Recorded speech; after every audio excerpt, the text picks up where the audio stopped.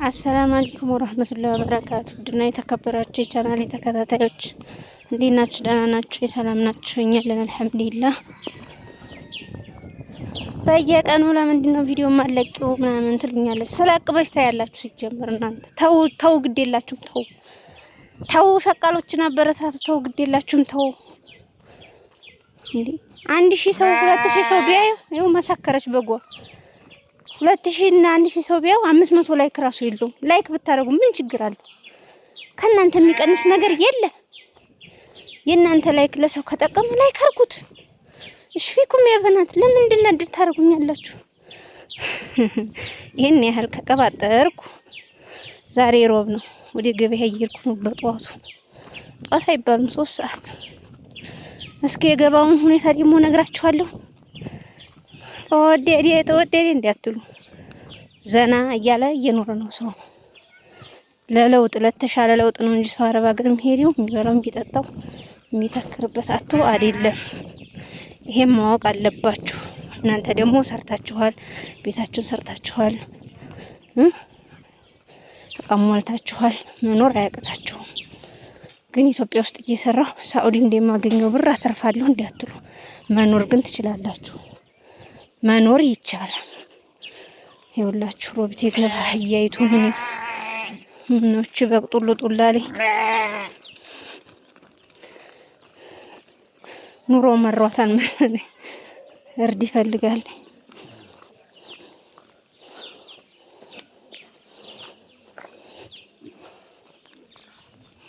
እና የኔ ፊት ከምታው ይሄን ድንጋይ ብታው ይሻላል በሚለው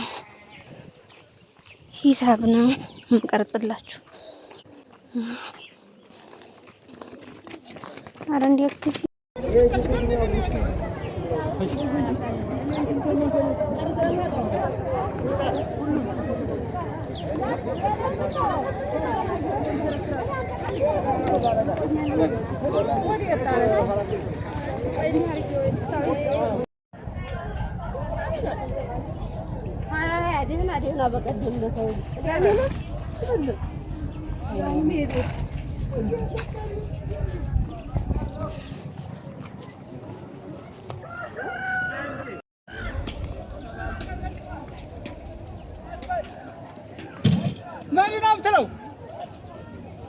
እና ወዶችዬ ገበያን ጨርሼ ወደ ቤቴ እየተመለስኩ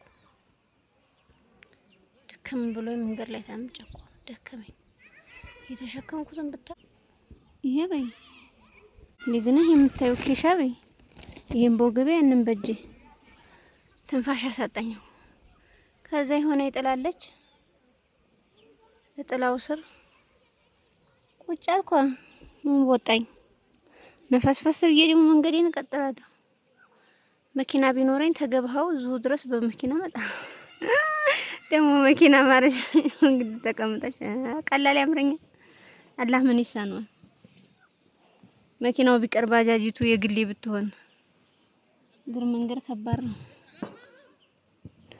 እና ደግሞ ቢገብቻ ያለውን ነገር የገዛዛሁትን ነገር ዋጋውን ምኑን እነግራችኋለሁ። ወይ ገበሃው ዛህማ ነው። ዛህማ ታርፊ ዛህማ ይዋ አህያና ጭድ ነው የሞላው። አሁን አይመረግ ለምን ጭድ እንደሚሸጥ አላውቅም። ለከብት ነው መሰለኝ። መረጋው እንደሆነ አልቋል። ምክንያቱም ዝናብ የለም። በጀሪካ ውሃ ተቀርቶ ስንት ብር ሊከፈል ከባድ ነው። እና ይኸውላችሁ ዛሬ ጥቅምት 5 ነው። የወግዲ ሰላም መስጊድ ይሄ ትልቁ ፒያሳ ያለው ይኸው ቁባውን አያችሁት? ያት ቁባይቱ አዋታችሁ የሰራችሁት የአላህ ቤት ይሄ ነው። ቅርብ ነው። አሁን 5 ደቂቃ አይደለም 10 ደቂቃ 15 ደቂቃ በኋላ ይደርሳል ስላችሁ ነው። እና ወዶችዬ ያው ገዛች ቤቴ ገብቻለሁኝ። የምጀምርላችሁ ከዚህ ከስጋ ነው። እቺ ስጋ አሁን 500 ብር ናት። 2 ጊዜ መስራት ትችያለሽ ማለት ነው። ለሁለት ጊዜ መሰራት የምትችል ናት። 500 ብር ነው ዋጋው። የከብት ስጋ ነው። በነገራችን የከብት ስጋ ነው። ይሄን አሁን 2 ጊዜ አሳምሮ መስራት ይቻላል። ቤተሰብ ያለው ነው እንጂ አንድ ጊዜ የሚሰራው ማለት ነው። እና እንዳቅምሽ መኖር ትችያለሽ ልልሽ ፈልጌ ነው። እዚህ ጋር ደግሞ ጥንቅሽ አለ። በ25 ብር ነው የገዛሁት። ቁሙን አስቆራርጬው ነው። ይጣፍጥ እንግዲህ ወላሂ አለ። የምታዩት ክምር ደግሞ ጥቅል ጎመን ነው። ክምር ነው፣ ትልቅ ነው። አሁን ባካራሱ ሳይው ትልቅ ነው፣ ይከብዳል። እና ይሄ ደግሞ 30 ብር ነው። አሁን ምሳሌ ገበሬው ጋር ነው 30 ብር የገዛሁት። ከገበሬው ተረክበው ደግሞ 50 ብር 60 ብር እስከ 70 ብር ይሸጡታል። ይሄንን ማለት ነው ነጋዴዎች። እዚህ የምታየው ደግሞ የሰላጣ ቅጠል ነው። የሰላጣ ቅጠል ይኸው ማሻአላህ ተባረከላ 10 ብር። እዚህ ጋር ደግሞ የምታዩት ሽንኩርት ነው። በባለፈው እስከ 150 እስከ 70 እየተሸጠ ነበር ከደሴ የሚመጣው ሽንኩርት ማለት ነው። ይሄ ግን ሀገራችን ላይ አባቶቻችን ገበሬዎቻችን አምርተው አምጥተው የሚሸጡት ነው። ይሄ ለዛ ነው የረከሰው። ኪሎ 80 ብር ነው የገዛው ማለት ነው። ከዚህ ደግሞ በጣም ሻል ያለው 100 ብር። ይሄን አሁን በጣም አልደረቀም፣ ምክንያቱም ትኩስ ተቆርጦ ስለመጣ ማለት ነው። ይሄንን አሰጠዋለሁ በየቅዳሜና ሮቡ ቀንጠብ ከምገዛ ብዬ ነው 3 ኪሎ የገዛው ማለት ነው። አሁን ይሄ 80 ብር ነው። አልሐምዱሊላህ ኑሮ እየቀለለ ነው። ይሄ ከ70 ከ60 ሲሸጥ የነበረ ሽንኩርት ነው በነገራችን ላይ በሰሞኑ ማለት ነው። አልሐምዱሊላህ ገበሬዎቻችን ሲያመጡ ደግሞ እዚሁ ሀገራችን ሲመረጥ ደግሞ ቀነሰ ማለት ነው። እዚህ ጋር ደግሞ እንደምታዩት ይሄ ነጭ ሽንኩርት ነው። ጉርሽጥ እንዳይመስልሽ የኔ ቆንጆን ሰው ሲላ ምናምን እንዳይመስልሽ። ይኸው እኔ ስኳር ድንች አይቼ አላልፍም። ኪሎ 70 ብር ነው የገዛሁት። እቺ 4ቷ ፍሬ 1 ኪሎ ናት፣ 70 ብር ማለት ነው። ይሄ ደግሞ ቲማቲም ነው። እንደውም በሰሞኑ የለም ነበር ጠፍቷል። ቲማቲም ዝናብ አይወድም መሰለኝ። ስለዚህ በበጋ ነው በሽ የሚለው። በክረምት ብዙም አልነበረ። እንደውም ዛሬ ነው የመጣው። አንድ ቦታ 150 ይላሉ፣ አንድ ቦታ 120።